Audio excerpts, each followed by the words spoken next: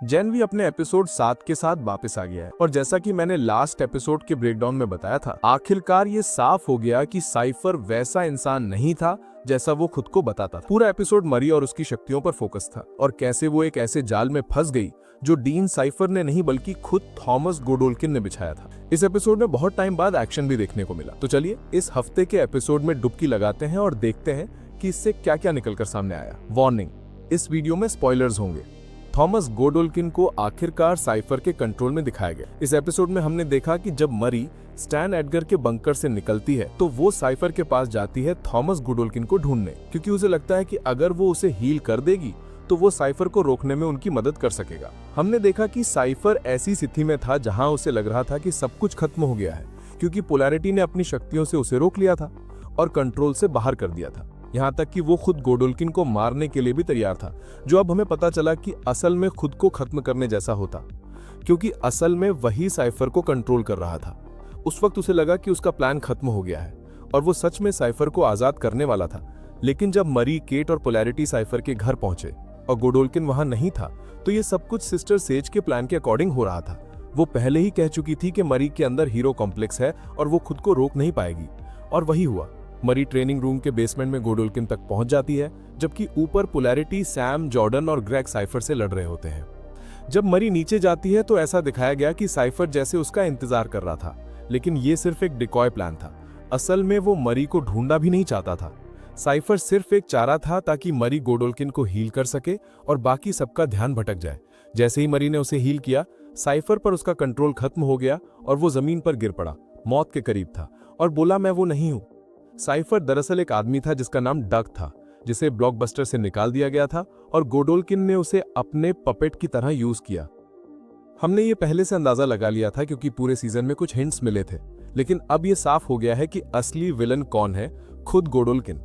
जब गोडोल्किन उठा तो उसने कहा कि उसके शरीर से दर्द का खत्म होना कितना अजीब और राहत भरा महसूस हो रहा है। उसने कहा कि इस दुनिया में शक्तियां आती जाती रहती हैं और उनके बिना इंसान कुछ नहीं है।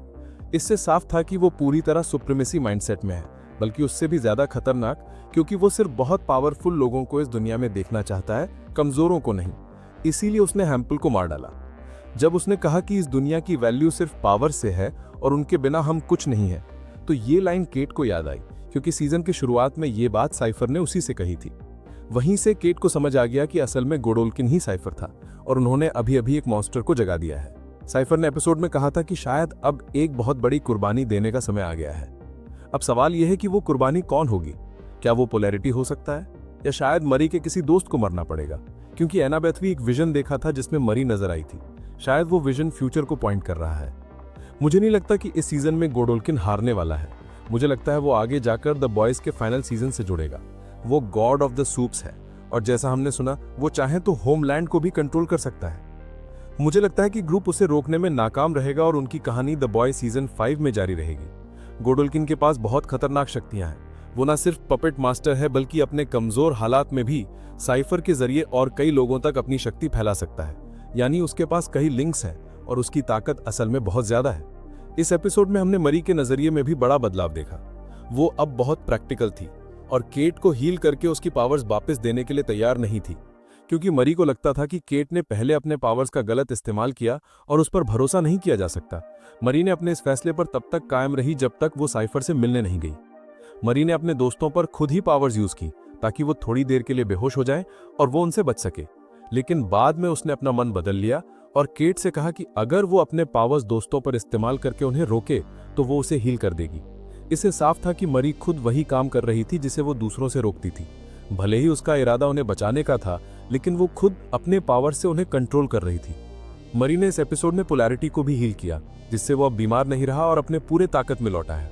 यहाँ तक कि जब उसने गोडोल्किन को हील किया, वो मौत के करीब था, लेकिन मरी ने उसे फिर से सामान्य बना दिया और उसके दर्द को खत्म कर दिया। अब जो बात सबसे ज्यादा सोचने पर मजबूर करती है वो है एनाबेथ का विजन में मरी खून में लथपथ जमीन पर पड़ी थी, जैसे उसकी मौत हो चुकी हो। पहले लगा कि ये साइफर के साथ फाइट का नतीजा होगा, लेकिन अब लगता है कि ये शायद फिनाले की झलक है। शो पूरे सीजन हमें धोखा देता रहा है, तो यहां भी वही हो सकता है। मरी ने अभी अभी सबसे शक्तिशाली सूप गोडोल्किन को आजाद किया है, तो आगे एक बड़ा फाइनल बैटल देखने को मिलेगा। शायद ये मरी का खून नहीं बल्कि किसी और की कुर्बानी होगी, वही कुर्बानी जिसके बारे में गोडोल्किन ने साइफर के जरिए कहा था। फिनाले में किसी एक बड़े कैरेक्टर की मौत पक्की लग रही है। मुझे हमेशा लगता था कि इस सीजन में जॉर्डन मरने वाला है, क्योंकि वो शुरू से खुद के अंदर बहुत खालीपन और गुस्सा महसूस कर रहा था। गोडोल्किन जानता है कि जॉर्डन मरी के लिए कितना अहम है। जॉर्डन हाल के एपिसोड्स में ज्यादा नहीं दिखा और उसने कार वाले सीन में भी कहा कि उसे यकीन नहीं कि वो मरी के साथ सही जगह पर है, तो शायद कुछ बुरा उसके साथ होने वाला है।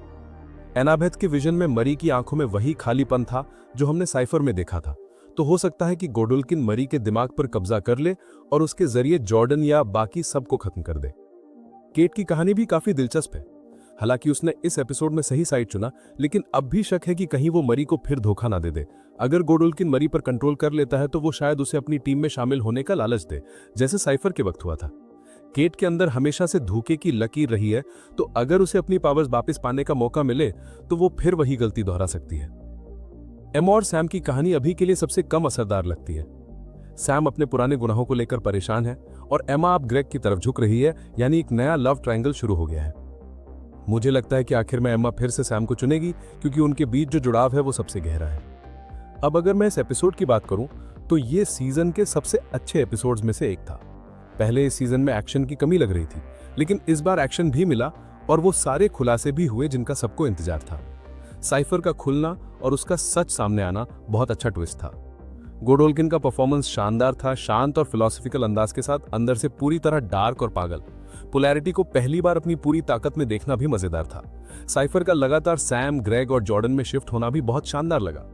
यकीन नहीं होता कि अब सिर्फ एक एपिसोड बचा है। मुझे लगता है फिनाले पूरी तरह ब्लड बाथ होने वाला है, क्योंकि अब गोडोल्किन आजाद है और मैं बेसब्री से देखना चाहता हूं भी शो कैसे खत्म होगा और द बॉयज के फाइनल सीजन के लिए क्या सेटअप करेगा। तो बस यही था जेन वी सीजन 2 एपिसोड 7 का एंडिंग एक्सप्लेन।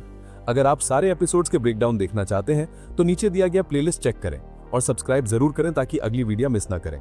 आपको ये एपिसोड कैसा लगा नीचे कमेंट्स में जरूर बताएं।